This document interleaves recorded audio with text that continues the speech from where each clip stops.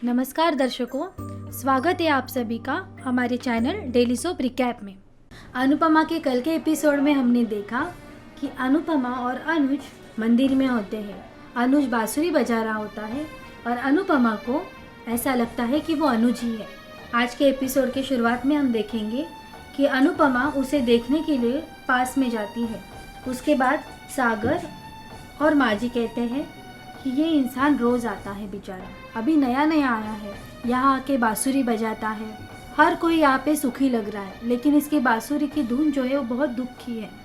बेचारे को इतना दुख कहाँ से मिला क्या पता। अनुपमा को लगता है कि वो अनुज ही है और वो उसे देखने के लिए आगे जा रही होती है। उसे याद आ जाता है अनुज और उसके बिताए हुए पल। उसके बाद अनुपमा बहुत पास जाती है, लेकिन तब तक अनुज वहाँ से उठ के चला जाता है। उसके बाद हम देखेंगे कि सागर अनुपमा को लेके वहाँ से चला जाता है।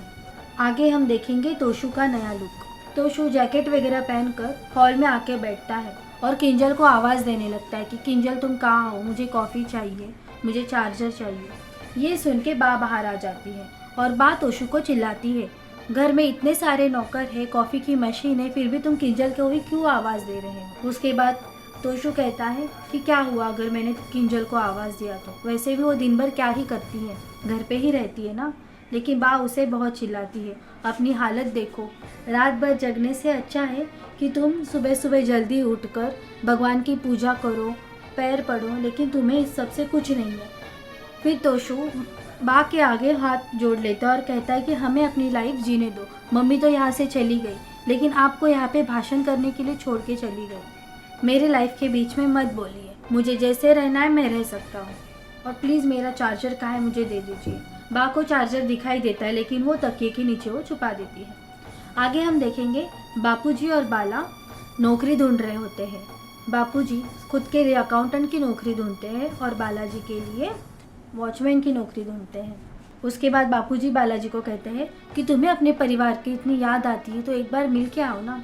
फिर बाला कहते हैं कि नहीं, जो लोग मुझे अपने लगते ही नहीं, मैं उनको मिलने के लिए कभी नहीं जाऊंगा। उसके बाद बापूजी कहते हैं कि तुम उनको इतना पसंद करते हो तो तुम उनको कहने क्यों नहीं देते।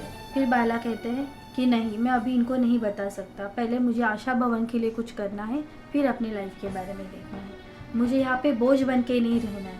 फिर बापूजी कहते हैं कि हम यहाँ पे सहारा बन के रहते हैं, बोझ बन के नहीं। आगे हम देखेंगे कि अनुपमा और सागर घर वापस आ रहे होते हैं।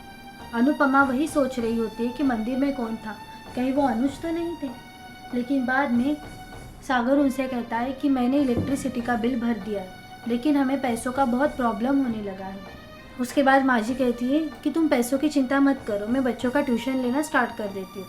लेकिन अनुपमा कहती है कि मेरे रहते हुए आप काम नहीं कर सकती, मैं ही कैटरिंग का काम स्टार्ट करूँगी। फिर माजी और सागर दोनों अनुपमा को चिल्लाते हैं कि आप ऐसा नहीं कर सकती, अभी अभी आपका पैर ठीक हुआ है, लेकिन दर्द अभी तक आपको है, आप कोई काम नहीं कर सकती। लेकिन अनुपमा कहती है मुझे मेरे पैर ठीक करने से पहले आशा भवन का बैंक बैलेंस ठीक करना है, इसीलिए मैं कैटरिंग का काम लूँगी और आप दोनों और सभी लोग मुझे मदद करेंगे। आगे हम किंजल को देखेंगे कि वो बच्चों को स्कूल से लेके आती है।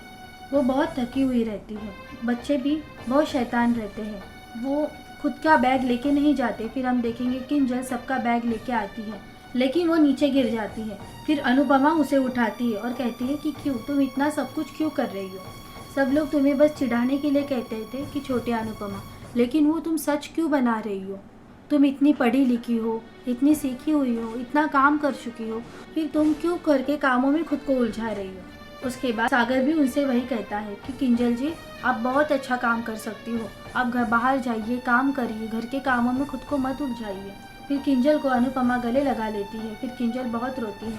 किंजल कहती है कि मम्मी अगर ये सब घर का काम मैं नहीं करूँगी तो कौन करेगा, सभी लोग अपने अपने लाइफ में बिजी है, घर में 4 बच्चे हैं, उनका भी तो ध्यान रखना है। टीटू और किंजल तो अपने अकेडमी के कामों में बिजी रहते हैं, पापा तो कुछ खुद से काम करेंगे नहीं, तोशु और पाखी से तो उम्मीद भी नहीं कर सकते, तो बचा कौन मैं, मुझे तो काम करना ही पड़ेगा, बा से मैं काम नहीं करवा सकती। फिर अनुपमा उसे समझाती है कि बेटा ऐसा नहीं है, तुम्हें खुद के ऊपर भी ध्यान देना चाहिए। फिर हम देखेंगे कि सागर बच्चों को चिल्लाता है कि कितना मस्ती करते हो, ज़रा मस्ती कम किया करो। उसके बाद मस्ती मस्ती में अंश नीचे गिर जाता है और तोशु वहाँ पे आ जाता है। तोशु सागर को कहता है कि तुम अपना क्लास देख के लोगों से बातें करो, हमारी तरह बड़े क्लास के लोगों के साथ तुम जैसे फटीचर लोग बात नहीं कर सकते। ये सब सुन के किंजल कहती है कि इतना कुछ नहीं हुआ है, वो सिर्फ अंश के साथ मस्ती कर रहा था। लेकिन तोशु कहता है ये लो क्लास पीपल के साथ हम लोग बात नहीं करेंगे। फिर अनुपमा वहाँ आ जाती है और कहती है कि तुम इस तरह से बात नहीं कर सकते हम लोगों के साथ। तोशु कहता है आप तो खुद के बच्चों का ध्यान नहीं रख पाई, आपके साथ कोई अच्छे से बात नहीं कर पाया, अभी नई फैमिली आप बनाने जा रही हो तो वहाँ पे बनाओ, हमारे घर के सामने हमारे घर के बच्चों के साथ आप बात मत करो। फिर वनराज वहाँ पे चला आता है और बच्चों को अंदर भेज देता है। फिर वो अनुपमा से कहता है कि शुक्र मनाओ मैं तुम्हें यहाँ पे रहने दे रहा हूँ। उसके बाद अनुपमा कहती है कि आप तो सिर्फ 2 महीने पहले यहाँ पे रहने आए हो, लेकिन ये आशा भवन आश्रम कई सालों से यहाँ पे है और मैं यहाँ पे आपसे पहले रहने आई हूँ, इस जगह पे ज़्यादा हक मेरा है। फिर अनुपमा कहती है कि शुक्र मनाइए कि बा आपके साथ है, नहीं तो बा भी आपके साथ नहीं रहती। उसके बाद वनराज कहता है तुमने अपने परिवार को तो कभी संभाला नहीं और हमेशा नया परिवार ढूंढने जाती हो। फिर अनुपमा कहती है कि परिवार के लोग भी अच्छे होने चाहिए उनको संभालने के लिए। उसके बाद अनुपमा वहाँ से चली जाती है। ये था आज का पूरा एपिसोड। आने वाले एपिसोड में हम देखेंगे पाखी का बर्थडे होता है, इसीलिए वो लोग पार्टी रखते हैं। अब ये पार्टी में क्या होगा, वापस से पाखी और अनुपमा के बीच में क्या कलेश होगा, जानने के लिए देखते रहिए हमारे साथ डेली सोप रिकैप। धन्यवाद।